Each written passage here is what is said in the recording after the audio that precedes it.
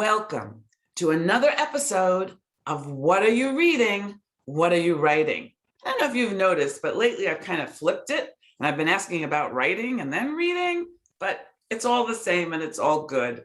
And I'm Karen E. Osborne, in case this is your very first time. I am the author of Getting It Right and Tangled Lies. And then I have a new book coming out in June called Reckonings, which is like so exciting. And I have a wonderful guest with me today. He is a debut author, and he has a very interesting kind of backstory about how he comes to write the kind of books that he writes. And so he's the author of Family of Killers, and it's a memoir of an assassin, right? Is that right? Yep, that's correct. So this is Stephen W. Briggs. Welcome, welcome, Stephen. Thank you, Karen. I'm delighted to have you. So start by telling us a little bit about, let's go way back and tell us about you as a child, as a reader, and what kind of books did you like, and do they have any influence at all on the writer that you've become? So when I was a kid, I really enjoyed Doctor Who. So I would read, they had a whole series of Doctor Who novels. They never made them into TV shows. They were just strictly books and stuff. Star Wars does that nowadays. So I really enjoyed reading the Doctor Who series, things like that. And then as I got older, as a teenager, of course, like most people, I got into Stephen King books. Started reading, started with Carrie and kind of made my way through. The Stand was probably one of those books that really has stood out. Read it when I was a teenager. I'm kind of that old that it was out when I was a teenager. So that's one of those books I remember reading. I remember reading the first version, and then he sent out the unabridged version. And that was a monster book, and I remember getting through it. And what was it about? Because I mean, Stephen King, he's such an incredible writer. Was there anything about his writing that kind of stuck with you? I like the way he was very descriptive. He really pulled you into the world.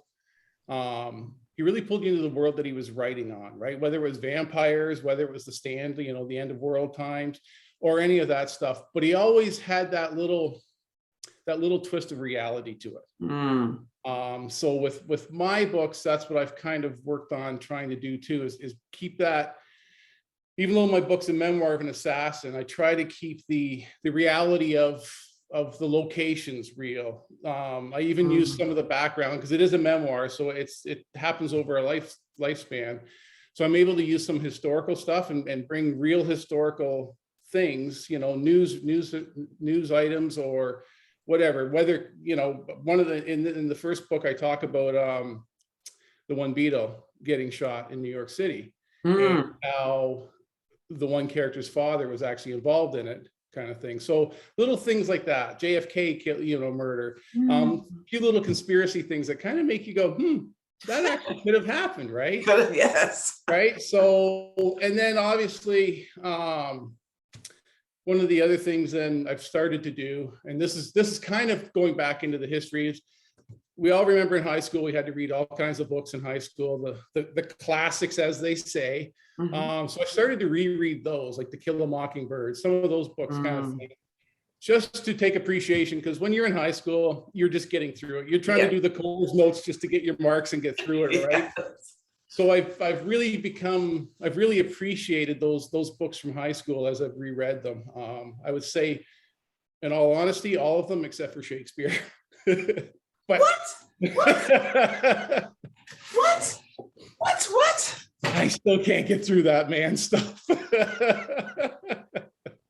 But there's so many classics that we had to read in high school that I've found a new appreciation for. So it's kind of cool, like just that whole, coming back around in life kind of thing. So yeah, reading is such a great instructor for a writer.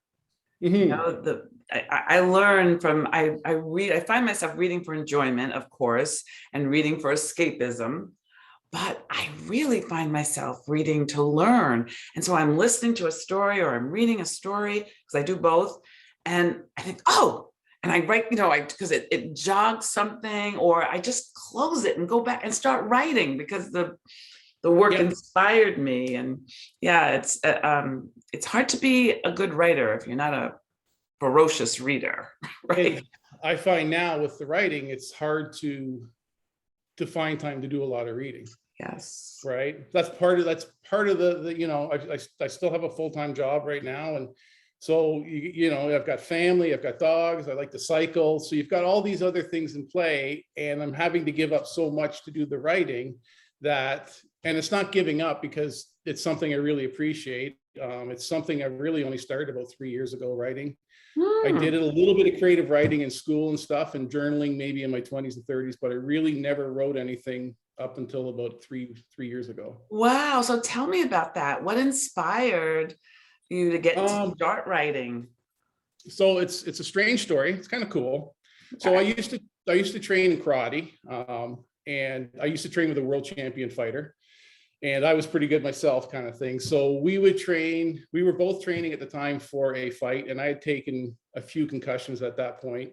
Obviously, throughout my life, I've taken more than enough concussions now, from what my doctors told me. But that one night we were training, and I kind of stepped in when I should have stepped back, and I took a shin on my head, kind of even cracked a little bit of my skull. But I couldn't remember driving home that night. I couldn't remember how to drive home that night. Wow. It was really bad. I actually didn't go down. I actually kept fighting, and we kept sparring. We were training hard for a fight. And the one thing you learn is, as you work out, you become dehydrated, which means your brain becomes dehydrated. So that liquid around your brain, between your brain and skull, also almost drains, right? So I had taken a bunch of little shots, and this was the big concussion. So after about 6 months of getting work done, like I was, it was funny. The next day I was looking at my computer screen, and I had it turned right down to blackness almost. And one of my one partner at work, he said, "You not turn your computer on today?" And I'm going, I feel like I'm staring at the sun right now, kind of thing. So we knew that there was a problem. Went home, talked to my wife about it. So after about 6 months, this character of my book in Family of Killers started growing in me, kind of thing. I just started having this idea, and it got to the point where I started writing it down, and I was doing it. I was getting up like on Saturday. I'm an early bird, so I do most of my writing first thing in the morning. So I was getting up at 4 on a Saturday morning and doing the writing down in the dark, kind of thing, typing away, writing the first few chapters. And I guess one morning my wife came down. I don't know what she was thinking of, as having an affair or what was going on, because as soon as she showed up, I slammed the computer closed, right? And that was probably the second time I'd done that. So she finally said, "What's going on?" I said, "Okay, this is going to sound crazy, but I'm writing a book." And she goes, so she read the first couple chapters that day and was like blown away. She goes, "Wow, like this is amazing."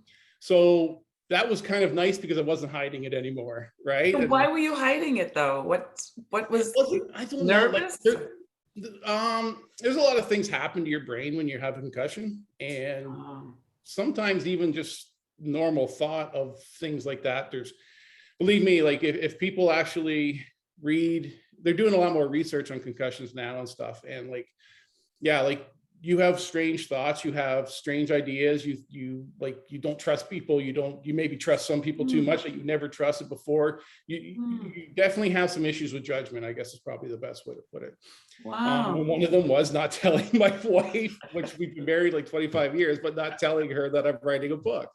So she was the first one, and then it just kind of expanded out from there. But yeah, there was almost back then almost that embarrassment of it, because you didn't think it was going to go anywhere. Yeah. And here I am today, now a published author. So and you have another book, right? You have another book that you've completed that's out in the world, hopefully finding a home. So yes, so my first book was published with Black Rose Writing. I finished up my second book beginning of September. I obviously still needed edited and stuff, but I sent it back to Black Rose, hoping to gain acceptance from them again on the second book. So I'm waiting to hear back, and what's that one? Well, Reagan likes, they tend to stick with their authors, he's pretty loyal to his authors. So what's this new book about? So the first book is about David, who's first of all, let me start by saying, because I get this question all the time, it's a memoir of an assassin Mhm. but it's fictional. It's fiction. Yeah. Yes. Right? I get the question all the time, is it about me? Is it about, Ooh. right? So I always joke with people saying, well, it could be, like, unfortunately, my father passed away last year, which broke my heart, but because it's a family thing, I've been telling people legally I couldn't release the book until my dad passed, right? As a joke, So it's a fictional book. It's the first book's all about David, and it takes you from 1977 when he was a kid all the way up to 2011. It takes you through the training that he went through with his father and grandfather to become an assassin. It goes through like the challenges he had as wanting to grow up as a normal teenager, as opposed to the life his father wanted for him. It goes through the challenges of just the family dynamic of the mother never wanting to have her son obviously engaged in the life of what the family does. So the family, David is woken more or less one morning from his dad because his dad was out in a job doing a hit, and his father was identified. The balaclava was pulled off. There was a price put on his head, so they had to get out of. The book originally starts in Northern Ireland, and it bounces between Northern Ireland and Canada. And the funny thing is, I was born in Northern Ireland and I now live in Canada. So you're right, what we know. Exactly, right.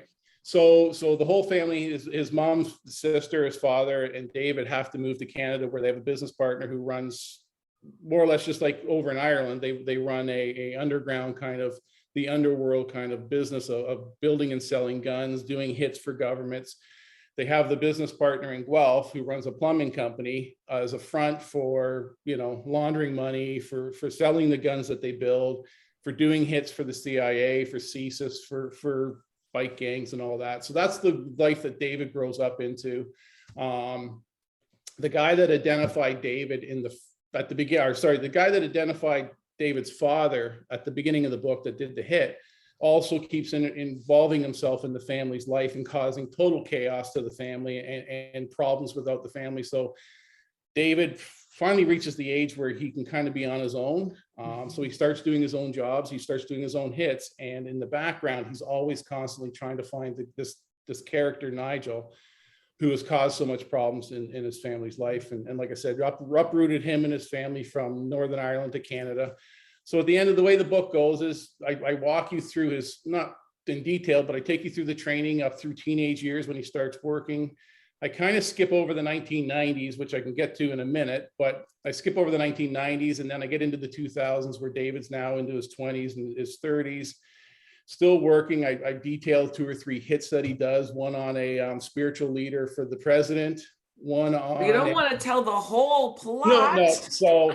So it breaks down some of his hits, and then obviously at the end, there's the meeting between David and the man that's caused chaos throughout his family. So that's the book. That's the first book. So as I said, I skipped over the 90s because the way I wrote it in the book was that there's so much happened to the family in the 1990s that it deserved its own book. So the second book takes us back. Yes, the second book takes us back to 1990 after a big event happened in 1989 to the family.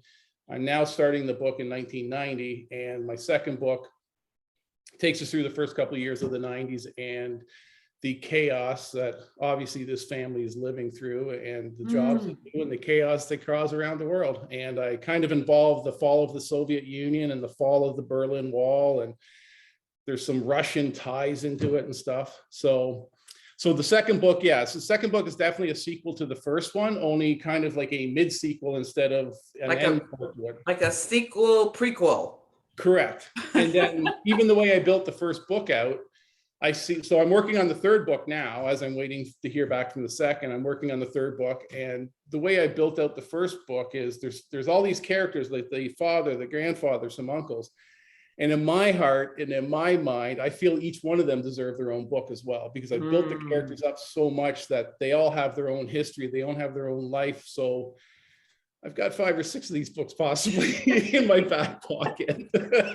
Well, series do really well. Readers love series. So that is awesome. Is there any, you mentioned a couple of books that you read as a child and then you sort of revisited. Is there anything else that you could recommend to our audience that you've enjoyed recently? Right now I'm reading, let me just look it up because I want to make sure I get it right. It's called The War on Art, The War of Art. And it's kind of talking about how we all have that little voice in our head that'll find some. So when you and me want to sit down to write, let's face it, there's a million other things we could do. And that's kind of what this book talks about, is how you get through the muse of that, your mindset of telling you, hey, you know what, the dogs need walked, or why don't you go for a bike ride, and actually being able to focus on the art itself and focus on what you're doing. It's kind of interesting. It's an interesting book. It's not for everybody, but it kind of talks about like that universal kind of, we all deal with that, the input kind of thing from the universe, but also the input that's in our heads where that little voice talks to us and tells us, you know what, go walk the dogs. Don't worry about that today. Yeah. And honestly, I had a lot, why it really hits home to me is because it's kind of part of that concussion issue that I had too, where you had some, like, anyone that's had a severe and multiple concussions, you start having those thoughts, those insecurities, those maybe securities the wrong way. Like I said, for me, it worked out well. I've written 2.5 books out of it, so I'm not complaining. I'm glad I stepped into that kick, but at the time it was not the greatest thing for me. But yeah, so I'm reading that book right now. I find it pretty cool. Like it's just kind of, it's some of that stuff that we all probably, it's some of those little demons that, you know, that sit right here in the show. Yeah, I live with them. Yeah, you know, and it's just how to get around them and how to deal with them so you can focus on what you need to focus on. Excellent. And who's the author? That's all right. Sorry, I don't know. That's all right. We'll find it. Yeah. We'll find it and we'll let you all know. So when this is posted, it'll have the name of the book and it'll also have the name of the author. So how can people find you? They want to find out more. They want to be able to learn about the family of killers. They want to keep up with you to know when the next book is coming out. Yeah. So how can our audience find you? So Twitter and Instagram, I'm at Ulster71. So Ulster, the Northern Ireland, that's the nickname for Northern Ireland, is Ulster. So Ulster71 is is Instagram and Twitter. Facebook, LinkedIn, Goodreads, BookBub. If you look for this face, Stephen W. Briggs, and it's just a headshot of me. So this mug here is what you're looking for. That's where you would find me in those things. The reason why I had to put the W in, because the W is very important in the name, is because there is a Stephen Briggs as an author in England as well, from like earlier, the 60s and 70s. So I had to, when I was looking it up, when I was about ready to sign the first contract, I realized, ooh, there is another Stephen Briggs. So the W is very important in my letter, in my word and name right now. So yeah. Yes. Stephen W. Briggs. Yep. You look up and that face. And you know, I have a similar thing. There's a Karen Osborne who has 2 books out and she's quite popular. She writes science fiction. And I've had people contact me and then go, oh, it's not you, you know? So I'm Karen E. Osborne for the same reason. Stephen and I thank you so much for joining us today. You know that you can find me at KarenEOsborne.com. And I'm also on Twitter and LinkedIn and Facebook and YouTube. And I hope we will see you for the next episode of What Are You Reading? What Are You Writing?